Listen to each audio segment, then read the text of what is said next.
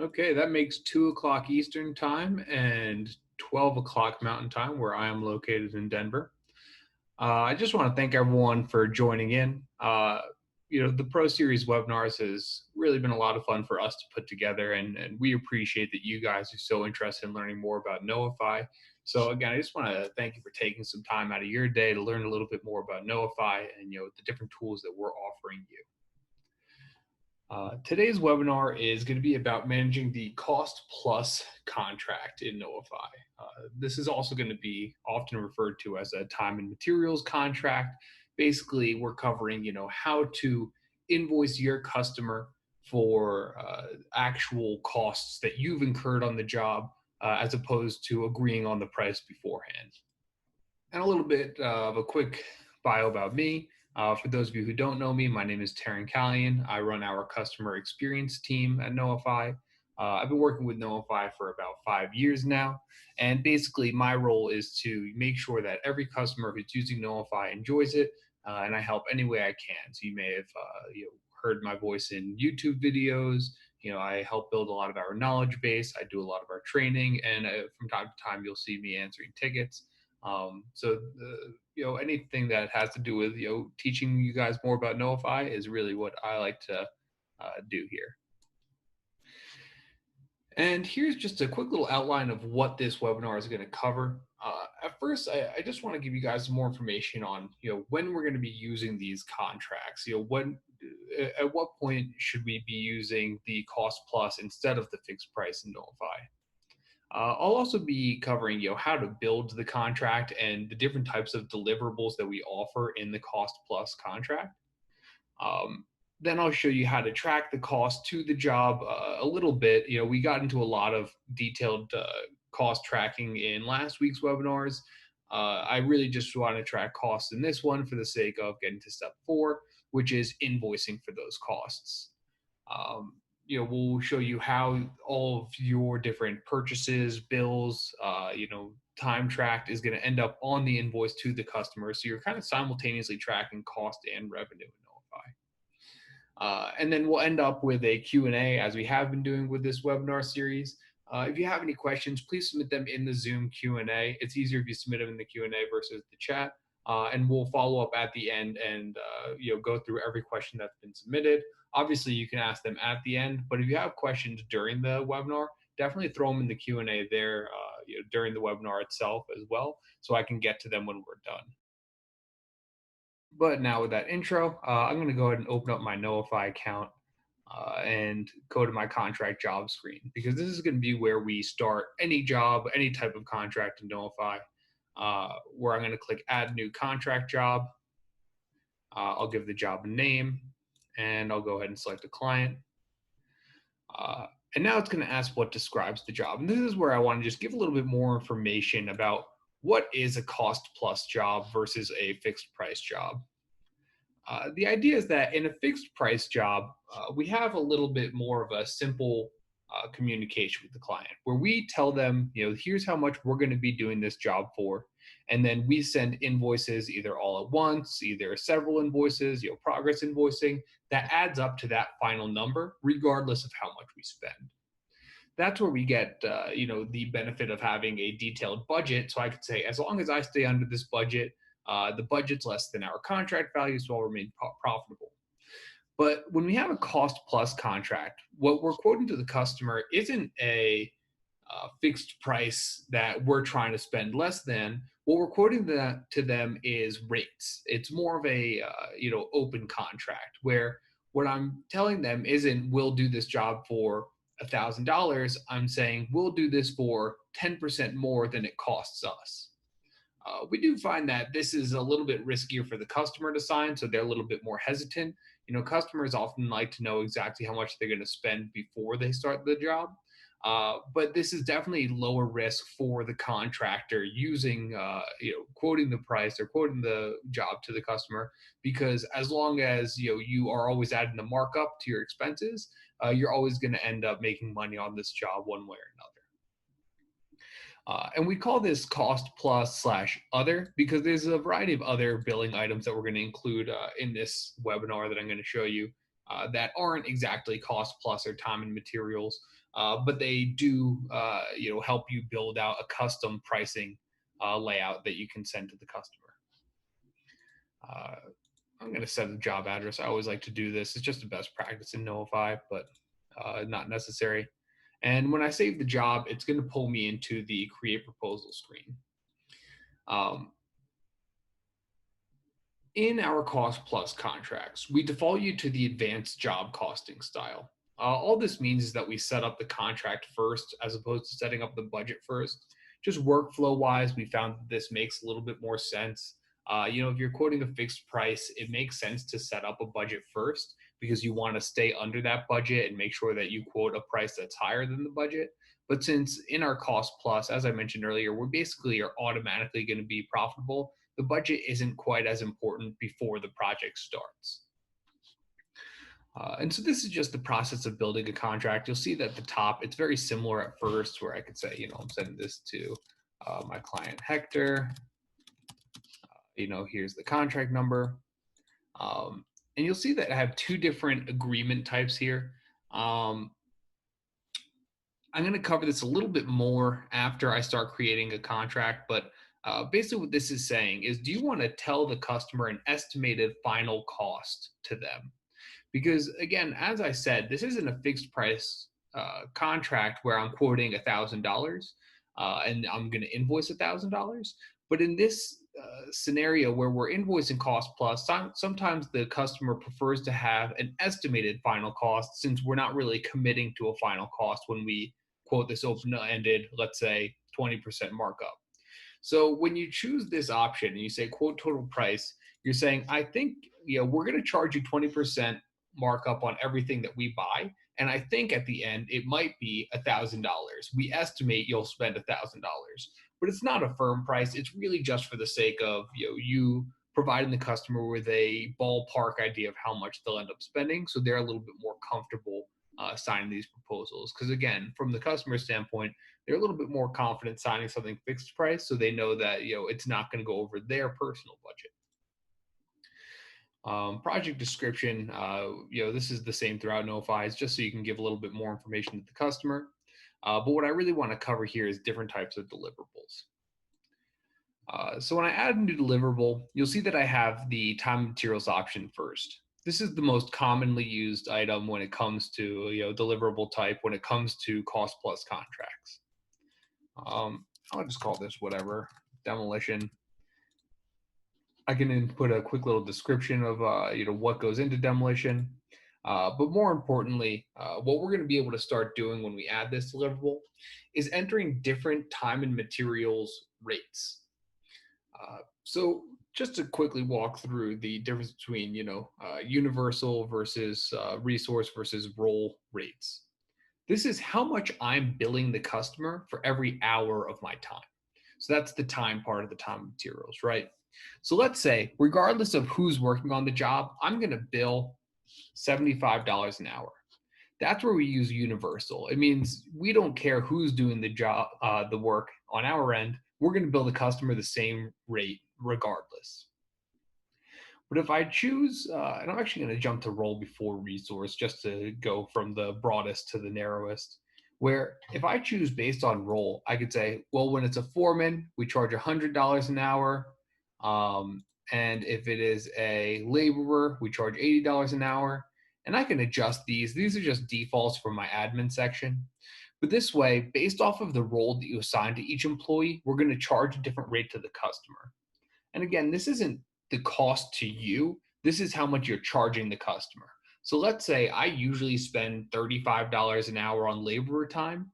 I want to make sure that this rate here is higher than $35 an hour to make sure that I get the margins that I need profitability wise on this job. The last option, if we want to get really granular with this, is to create rates based off of different resources in the account. This is where I have the option of saying, here's our rate for Paul, here's our rate for John. Those of you who have spoken with me in the past know that I'm a big Beatles fan. And this way, based off of who's working on the job, we can bill the customer differently. So if you have different users at different tiers of expertise, You could say, well, Paul is our top guy. We charge the most for him. Then we go to John. Sorry to pick on Ringo here, but we actually only charge $60 an hour for him. Maybe he's a new guy to the crew, and so we have to charge a discounted rate. But this is where you get to be really granular with your time tracking when it comes to invoicing the customer. Personally, I like a universal rate, keep it nice and simple, $85 an hour for all time tracked to this demolition phase. The next thing here is where it asks, are you going to be buying materials or services for the client? When I click yes, it's going to ask what the markup is. So we know that regardless of the employee cost, we charge $85 an hour to the customer. But this is where we're asking, for everything you buy, how much do you want to mark that up before sending the invoice to the customer? I'm going to put in 25%. This means if I buy something for $100, it's going to show my cost as $100. But when I create an invoice for the customer, it's going to create an invoice for $125 for that exact same item. And so this is just our way of saying everything that we buy for demolition needs to be marked up 25%. And that's the classic time and materials deliverable. What I want to get into next is a couple of the other deliverable options where we can have a fixed price item. This is often used in cost plus contracts or something like, I want a down payment before we start, or like maybe a retainer where I can basically say, we are going to charge $1,000, and I can choose if it's on signing or when we mark this item as complete, or if we want to do progress billing on this item. I like on signing for my T&M contracts. Go ahead and confirm. And if you want some more control over these things, I can actually move this to the top. A down payment is probably the first thing they want to talk about. And so this way I could charge $1,000 without any cost being applied to the job. So the fixed price deliverable, definitely different from a time and materials item that way. A recurring fixed would be, I mentioned retainers earlier. Let's say once the contract's signed, I'm going to charge you $100 a month for every month that this contract is live. It's a common thing that we see, especially for bigger companies that are in high demand. It's basically saying, encouraging the customer to not drag on the project. It just keeps everything moving along a little bit more smoothly. But this way, you can have a recurring item added to the invoice every month, week, quarter, however you set that up. And then the last item, variable, is kind of for custom billing in Knowify, where it might not apply to this fake project that I'm creating, but just for the sake of example, I always use the example of per lamp post installed, where basically we can set up a billable unit of we bill per post. And for every single lamppost we install, we charge $1,200, and we invoice once a month for this. This lets us have the option when we're creating an invoice to say we've installed X number of posts to date, and it'll multiply that times the lamppost rate. And that's a way to have a custom style of billing. So it's not fixed, it's not recurring fixed, it's not time materials, but it does let us bill by the unit, and it has an open-ended number of units. Because in our fixed price contracts, you have the ability of quoting a fixed price as a number of units. We're going to charge $1,200 per post and install 10 posts. Here's our $12,000 contract. But this is the open-ended one of we don't even know how many of these we're installing. All we know is we're going to charge $1,200 per post. So these are our 4 different types of deliverable. We have time and material, fixed, recurring fixed, variable. But what I want to do next is add another time and materials deliverable. This is going to be useful for situations where we have more than one rate that we're charging the customer. Because in demolition, we have that $85 an hour. We have that 25% markup. But I'm going to say our next part is, I'll just call it a vague installation, where I can say this one actually, more technical work is going to cost you $95 an hour. And the materials are going to be more expensive to us, but we could probably get away with a lower markup. So I'll call it 20% instead of 25%. And this is a way that you can have all different rates based off of what type of work your employees are doing. where as long as the employees are selecting the right phase from the app, because each of these will create phases, I'll get into that in a bit, but as long as they're selecting the correct item, it's going to bill the customer the correct rate based off of what they're tracking their time to. And so you have a bunch of different tiers, and if you charge different rates based off of how much it costs you, based off of how much the insurance costs, this is a way to just get more granular with your invoicing, so you don't need to have just one rate for everything associated with this job. And then since I mentioned it earlier, I'm just going to turn on this feature. Sorry, I already started creating time and material deliverables, so it's not going to let me switch this midway. I'll circle back to this at the end and show you how the quote total price feature works as well.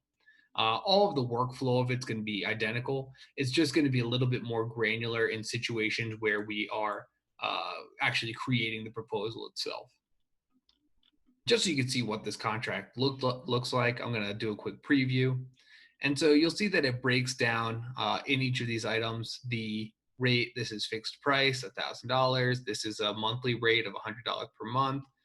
Here's the rate per post of $1,200. So it just gives the customer more information about what they're signing here. So as they receive the invoices, this contract that they signed actually tells them, here are the rates you should be seeing. Of course, this is available for digital e-signature, but in this case, I'm going to go ahead and manually make this active. Now that the job's active, I want to start by showing you kind of how, on a cost plus contract, you're going to need to have cost to actually invoice these time and materials deliverables. What I'll also show here is that for the down payment and retainer, since these are fixed, it doesn't matter how much you've spent. It's going to just automatically be invoiceable when the contract's active. So I'll click invoice now. I'll choose entire job, even though it shouldn't be too relevant. And it's going to pull in my down payment, $1,000, retainer for this month's period, $100.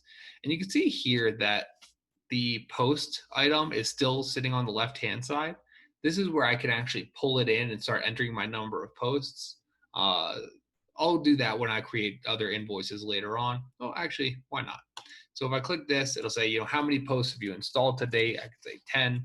It'll make that $12,000 item where it shows me, 10 posts at $1,200 a post, $12,000. And I'll go ahead and finalize this. And now we have $13,000 of revenue on this job. Just to show you what the invoice document is going to look like, it's just our generic, simple invoice document in Knowify. It breaks down everything that you're billing them for in quantity, rate, price, subtotal, just to give them a granular idea of what they're paying for when they pay this invoice. But now that this job is live, what I really want to do is start the process of tracking my costs so I can then later on create an invoice. And for those of you who are familiar with Knowify, a lot of this is going to be pretty run-of-the-mill stuff, but just to show you some different options. The idea is that I can, under materials, just allocate from my catalog. This is a way of not entering a purchase, but just entering material costs that was incurred one way or another that we don't have any receipts or bills to back. So let's say for demolition, I had to rent the dumpster. It costs us $100 a day, and we need to rent it for 14 days. That adds to the cost, and I'll actually be able to see that this automatically generates what we call unbilled revenue. And so I'm going to go to my summary page so you can see what we mean by unbilled revenue. When you see unbilled here, basically it's saying based off of your cost and the contract terms, this is the amount that you can invoice right now that you haven't invoiced yet. And we recognize it as revenue because it's going to be revenue soon, even though it's not billed. But you'll see that as you work through the life of this project, your costs are going to be moving from unbilled to billed and always recognized as revenue at the end of the day. But that was one simple, material allocation. It's nice to see that as cost. What I also want to do is show you that we could do things like purchases. So let's say it's not something that I had already and I just want to manually key this in. I'm going to say I actually went to Home Depot. I bought, we'll call it wire. And I'm actually going to add this to 1749, the installation phase, and we had to buy 3,000 feet of wire. I'm going to add something to the demolition phase too, now that I think about it, just so you can see how these are going to be separated when it comes to invoicing. Um, I don't know what materials exactly we would want for demolition here. Let's just do, some extra dumpster rental days that we didn't have left over from a previous job. We wanted, 16 other days to round out the month. Now, since these are associated with different phases, and each phase was created based off of our, based off of our contract, they're going to bill to the customer differently based off of the demolition rate, based off of the installation rate. Another thing I want to mention, I'll create one last item. I'll call this miscellaneous materials, since I've clearly shown how not creative I am today. But I could say this is actually part of the lamppost installation, which isn't billed based off of time materials, but billed off of the post. So if I enter in, $1,000 spent on lamppost, it's not going to change the amount that we can invoice the customer for, because this is a variable item where we just type in how many posts and we invoice that much. And I'll show you a little bit more about that when we're actually creating the invoice, but I'll go ahead and submit this. And just want to show you again that whenever we submit a purchase against a job, it increases the amount of our unbilled value to date. Next, what I'm going to do is add time to this job, because obviously what would a time and materials job be without us tracking time? So if I come to demolition, labor, enter time, I'm just going to use the foreman view. Again, we went through labor costing last week, so if you have more questions about actual time entry, definitely reference that one, or of course always reach out to our team. But I'll plug in some hours for different employees here, submit. What I also want to do is sort out different times that were spent on installation, so we can see how these are all billed at different rates. So here's 8 hours for each of my Johns. And then again, just similar to what we just did with our miscellaneous materials, let's say we have some shop time that it's associated with the job, but not actually demolition or installation. I want to track the cost of that, but I don't have the right to bill my customer for it. I can add the time to any of our non-time and materials deliverables, or phases in this case, where I could say, well, this is actually included, it's part of their down payment, and I can enter time for this without it trying to invoice the customer for that time.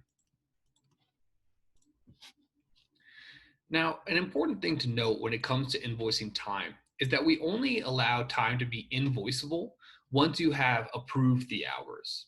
So it's basically our way of preventing you from invoicing the customer for time entry made in error.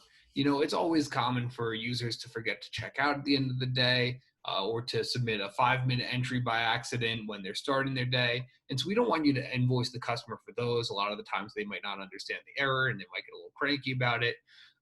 So basically you just need someone to come through and say, okay, show me all the time for 1749. These all look good to me, and I'm going to approve them. Now, once the time is approved, just like I showed you earlier, this is going to add to our unbilled revenue on the job. And so you can see how all of these actions of adding time and material are stacking up our amount of unbilled revenue. So when I create an invoice, there should be $12,430 worth of stuff to be invoiced in our next one that we create. I'm going to show you how we create this invoice in a second, but first I want you to see how to get more information on what is this $12,430 made up of. And if I click on view details here, it's going to pull me to my manage billable items page and filter out to that job. So it's not just like a generic, trust Knowify, it's $12,000. It's actually showing you exactly what we're using to make up that number. Here's the different time entries, here's the rate, here's the total that we're charging for each of these time entries. Here's our purchases. And so it gives you a little bit more information. And if any of them are things you don't want to invoice, you can just check the box and delete, multiple at once, or you can delete it here. And deleting a billable item, and this is always a common question, but deleting a billable item doesn't delete the cost. It just deletes the amount that you're going to bill the customer for. If you want to delete the cost too, you could delete the associated purchase or bill or catalog allocation, and that'll end up deleting both. But in this case, we would delete a billable item only in situations where we told the customer, don't worry about it. We actually won't charge you for this wire that we purchased. So now that I've gone through the process of creating a job, I've gone through the process of adding cost to the job. I want to create my time and materials invoice now. So I'm going to click where it says invoice now. And choosing entire job just goes to the date of the first entry and filters out the date range to that. You can change this up and do custom time. It's just a way to filter out specific dates that you want to invoice for. So let's say I work on a project over the course of a year and I want to invoice 1 month at a time. Let's say if I invoice in August for everything done in July, this would let me do previous month, current month, anything like that based off of what I need to invoice to the customer. But when I hit confirm, it's going to pull in all of these items that I logged as cost. We show you cost here for what it's worth, but it doesn't actually affect very much on the invoice. It doesn't show the customer. It's really just for your reference while you're invoicing. And you can see that the markups on materials are automatically applied. The wire here was part of installation, which had 20% markup. The dumpster rental was part of demolition, which had 25% markup. And so it's just taking care of building these invoices for me, so I don't have to keep going back between my cost, creating an invoice, figuring out what the markup was. It's just taking care of business, so we can just get move forward and create these invoices a little bit more seamlessly. You can see the hours came in as well. We show a markup, but of course, hours in this case aren't actually invoiced based off of markup. It's just based off of a flat rate, which is why, Fred came in at 85. Amadeus came in at 85. These are going to be our demolition hours, whereas our installation hours all came in at $95 an hour. So again, it's really just Knowify doing a little bit of math for you, taking care of this and plugging in your invoice for you. But before I finalize this invoice, I like to show a little bit more about making the invoice look the way you want it to look. Because a lot of the times people say, well, I don't want my customer to see who my different employee names. They don't care what it is. That's where you have the option of doing things like adjusting information for time entries. Well, I could say like, okay, hide their name, but include their date. This way, it's not saying, it was John. It's saying we had 8 hours from the laborer on the 26th, and it just sums up that information to give the customer more info that way without providing them with too much information. You also, in this, different, in these different options at the bottom here, have the option to group items. This is a very popular one that I see where you have the option of grouping everything by phase. So if I want everything organized into demolition versus installation, that's an option. And those are just the different phases that we, had as time and materials deliverables. That's why it doesn't show the other phases, because there's nothing to invoice off of those. But you can also break it down into, labor and materials. You can group time per each employee. You can group, all of our labor hours together versus foreman hours together. So you can really just have this work however you need. And then if you don't want our auto grouping, you can always click targets to merge different items together and make your own custom groups as needed. So those are just some more options to display things the way you want. I'm going to do a quick preview so you can see what this current layout is. And what this is basically going to do is break down that list of items underneath each category. But one thing that we see is also pretty common is people saying like, I don't want to break it all down. They know what the rates are. If they need more info, I'll tell them later. But I'm just going to show them installation and demolition. Here's how much we want to invoice today.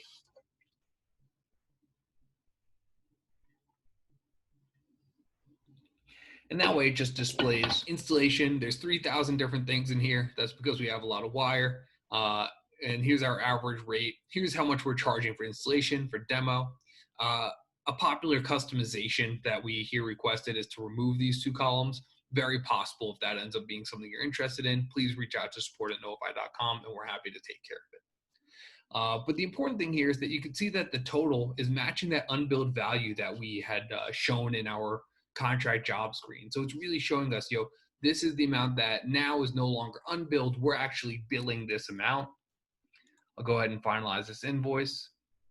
And a nice little tip here, you can actually attach a time report to your time and materials invoices. So if the customer wants a breakdown of all of the hours that were spent, along with notes, things like check-in, check-out time, this is something that you can have automatically included with the invoice document as well. So that way, when the customer is picking apart the amount you're invoicing them for, you can have, well, here's everything that we did. Let us know if you have any questions on it. We have all the proof built into Knowify. And now when I check out this job, I can see, we have no more unbilled revenue because I created an invoice for it all.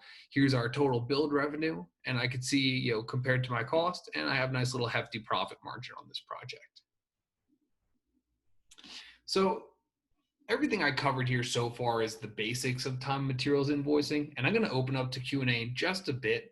But what I really want to show is I will circle back to the hide versus show, or quote versus don't quote a total price to the customer. But I also want to show something about our associated deliverables. This is where we're getting into a little bit more complex Knowify use. But again, that's kind of the purpose of these webinars, is to break everything down into as much detail as possible. So if you have ever gone back to a job that's already been made active and switched to budget mode, you may see these things that are called associated contract item. And in fixed price jobs, this really helps you just manage your budget and plan and track versus how much you're quoting to a client. But what it's relevant for in time materials job is a little bit more powerful than that, because I have quoted to the client 2 time materials items, demolition and installation, and those are my 2 different rates that I'm charging them.